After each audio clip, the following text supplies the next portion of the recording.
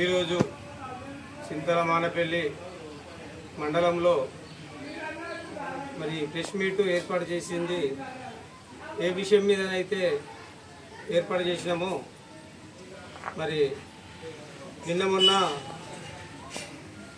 మన ప్రవీణ్ కుమార్ సారు ఒక ప్రెస్ మీట్లో పెట్టి ఒక మీడియాతోటి మాట్లాడుతున్నాడు. అన్ని మాటలు వకీకరించుకుంటా మరి రావు సీనన్నని మాట్లాడిన మాటలు ఆయన మాట్లాడిన మాటలలోనే ఆయనకే అర్థం కాకుండా ఉన్నది. ఎందుకనగా ఈ సిరిపూర్ కాన్స్టిట్యున్సీలో రాజకీయాలు ఎట్లా జరుగుతున్నాయంటే వాళ్ళు మంచి చేయరు, మంచి చేసేటోడిని చేయనియరు. నిన్న కాక మొన్న ప్రాజెక్టులు అని చెప్పి లిప్లికేషన్లు చెప్పి అని ఈ ఏరియా తిరిగింది. లిప్లికేషన్ల కోసం మాట్లాడింది. అక్కడ లిప్లికేషన్ ఉన్నది, ఇక్కడ లిప్లికేషన్, ఇక్కడ పానహిత నది ఉన్నది అని చెప్పి మాట్లాడేది. సార్ సరే మంచిది. మాట్లాడే ముందు అది ఏ ప్రభుత్వం ఉన్నప్పుడైతే అవి స్టార్ట్ అయినాయి, అవి కంప్లీట్ అయినాయి, నీళ్ళు ఇచ్చినాయి. కాంగ్రెస్ ప్రభుత్వం ఉన్నప్పుడే లిప్లికేషన్ స్టార్ట్ అయినాయి. అవి అప్పుడు ఆ రైతులు 2 పంటలు పండించుకున్నారు, నీళ్ళు వచ్చినాయి. చెవేల ప్రాజెక్టు స్టార్ట్ అయింది, పనులు నడిచినాయి. మరి అక్కడ అయినకైతే ఎవరైతే మమ్మల్ని బలవంతంగా భూములు గుంజుకున్నారని చెప్పిన ముచ్చటైతే లేదు, కానీ బలవంతంగా భూములు గుంజుకున్నారని ప్రభుత్వం మీద నిందలు పెడుతుంది. ఒకటి కాంగ్రెస్ ఉన్నప్పుడు 2 పంటలు పండినాయి, కొండాయిపేట, ఇది తుమ్మిడేటి, ఆ ఏరియాలలో ఉన్న లిప్లికేషన్లు నీళ్లు పోసినాయి, 2 పంటలు పండించుకున్నారు, రైతులు చక్కగా ఉన్నారు కాంగ్రెస్ ప్రభుత్వం ఉన్నాక.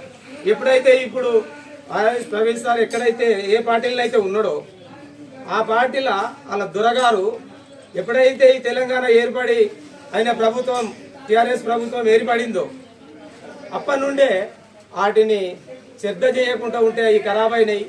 వాటి కోసం పట్టించుకోలేడు. 10 సంవత్సరాలు గడిచిపోయినాయి. రైతులు ఎంతో మొత్తుకున్నారు, ఎంత మొత్తుకొని మొరపెట్టుకున్నా కానీ అవి ఇప్పుడున్న సారున్న ప్రభుత్వం ఉండే అప్పుడు అది టీఆర్ఎస్ ప్రభుత్వం, ఆ దొరగారే పట్టించుకోలేడు. అప్పుడు ఇప్పుడు కాంగ్రెస్ ప్రభుత్వం వచ్చి 6-7 నెలలు అవుతుంది. దాన్ని కేటాయించదా అని మాట్లాడతారు సార్. దొరని అడిగితే ఎక్కడ వచ్చిపోతాయి కదా. దొరగారు ఎందుకు మరి 10 సంవత్సరాలు వాళ్ళకి నీళ్ళు ఇవ్వలేదు, అవి ఖరాబ్ అయినా ఎందుకు చూడలేదు అని దొరనే అడగచ్చు సార్. ఇంకొకటి, రావి సీని ఇంటికి వచ్చి పోలీసులు వచ్చి సులేట్ కొడతారు. సులేట్ ఎందుకు కొట్టాలి అంటే ఆయన సీన్ సరే మన కైకిలు పెట్టి తీసుకొచ్చి వాళ్ళకి సులేట్ కొట్టుకుంటారా? నమస్కారానికి నమస్కారం పెట్టే సంస్కారం. నువ్వు నమస్తే పెడితే నేను నమస్తే పెడతా, అది అంతే. సులేట్లు వాళ్ళు ఎందుకు కొడతారు? సులేట్లు ఈయన ఎందుకు కొట్టించుకుంటాడు? అట్టిగా వకీకరించుడు ఎందుకు, బదనాం చేసుడు ఎందుకు? సార్ తెలియదా ఎవరో కొడతారు సులేట్లు అని? సులేట్లు పోలీసులు ఎందుకు కొడతారు అక్కడ?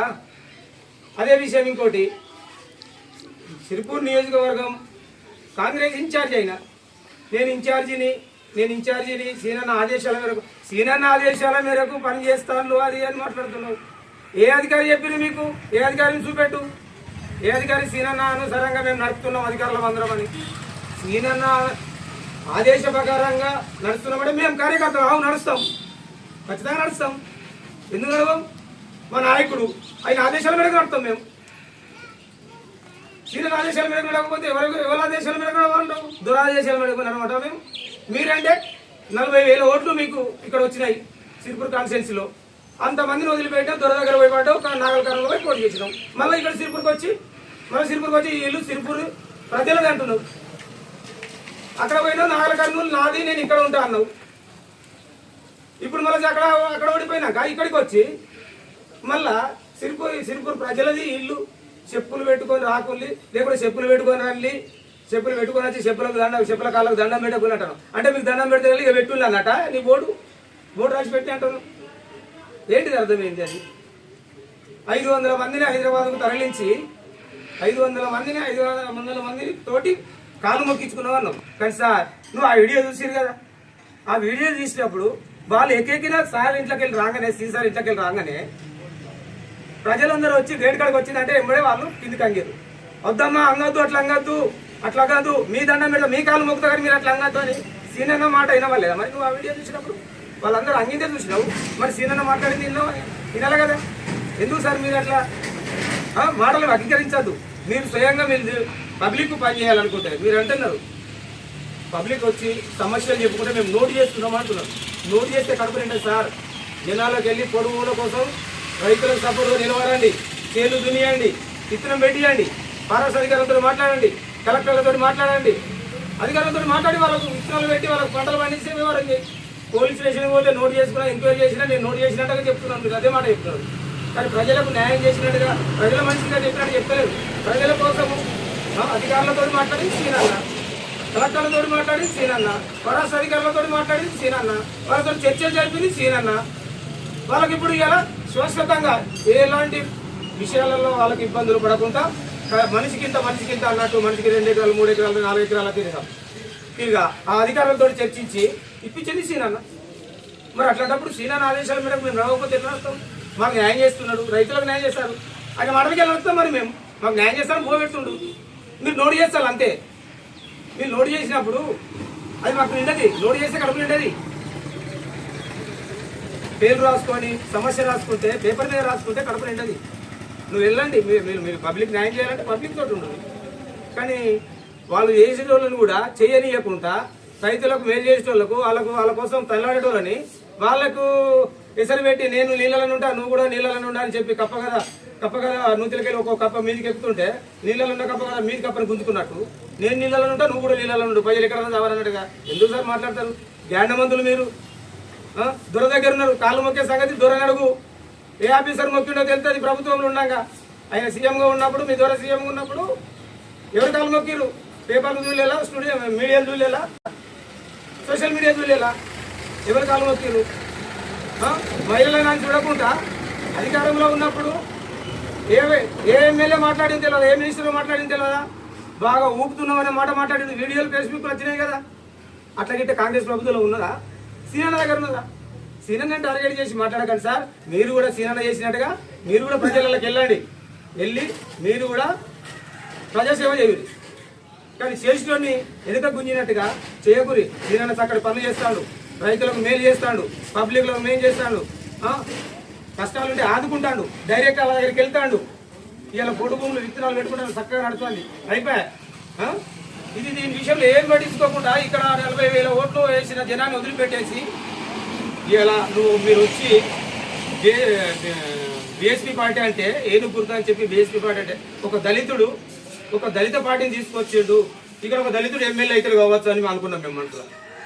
కానీ ఏ దళితులైతే నీ వెనకల ఉండి, ఏ దళితులైతే నీ వెనకల పోరాడి, ఏ దళితులైతే నీ వెనకల ఉండి ఓట్లు వేయించిందో 40,000 ఓట్లు వేసిన వాళ్ళని ఇక్కడ అట్టాటుగా రోడ్డు మీద వారేసి వీళ్ళు నాగల కర్నూలు వెళ్ళిపోయి ఇప్పుడు అక్కడ గెలిచినట్టయితే మీరు అక్కడి నుంచి ఇక్కడ అచ్చటోలే కాదు, అక్కడ ఓడగొట్టిన వల్ల మళ్ళీ ఇక్కడికి వచ్చింది, మళ్ళీ సిరిపురు గుర్తుకొచ్చింది మీకు. సార్ మీరు అధికారికంగా పనిచేసిన వాళ్ళు ఐపీఎస్ ఆఫీసర్లు ఒకరి మీద నిందలు పెట్టద్దు.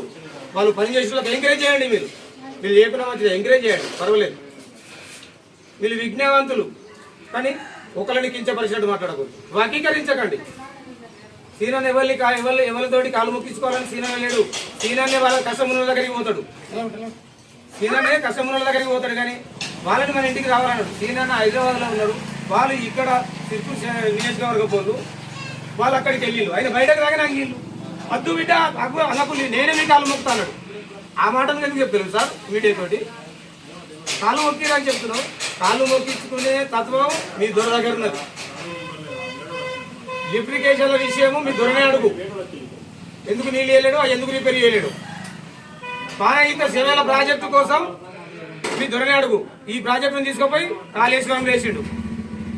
మీ దొర దగ్గరనే నీకు సమాధానం దొరుకుతుంది సార్. మీ దొర దగ్గరనే మీకు సమాధానం దొరుకుతుంది. బయట రావుసీనన్న దగ్గరనో ఇంకోళ్ళ దగ్గరనో కాదు, మీ దొర దగ్గర. మీ దొరనే 10 సంవత్సరాలు పాలించడం. మీ దొర చేసిన పనులకే ఎంత జనం అంతా రైతులంతా లాస్ అయిపోయి పంటలు లేక నీళ్లు లేక అలమటిస్తున్నారు. కుర్చేసుకొని కూర్చొని నేను పట్టాలు ఇస్తానన్న దొర మీ దొరనే. ఇప్పుడు నువ్వు అక్కడే పార్టీలో ఉన్నావు, అదే పార్టీలో ఉన్నావు. దొరని అడుగు. దొరని అడిగితే దొరే సమాధానం చెప్తాడు. కుర్చేసుకుంటా పొడు భూములల్లా నేను పట్టాలు ఇప్పిస్తానడా లేదా అడుగు. వెయ్యడగల కానీ సీనన్న మీద నిందలు వేయకండి సార్. సీనన్న మంచోడు, సీనన్న ప్రజల మనిషి, సీనన్న రైతుల మనిషి. పోడు భూమి సమస్యలు పరిష్కరించి శాంతియుతంగా పరిష్కరించే మనిషి సీనన్న. సార్ మేము నీకు ఎక్కువ చెప్పదలుచుకోలేము, ఎందుకంటే మీరు అంగీకరించిన మాటల కోసం మేము ఇలా ప్రెస్ మీట్ పెట్టవలసి వచ్చింది సార్. జై కాంగ్రెస్.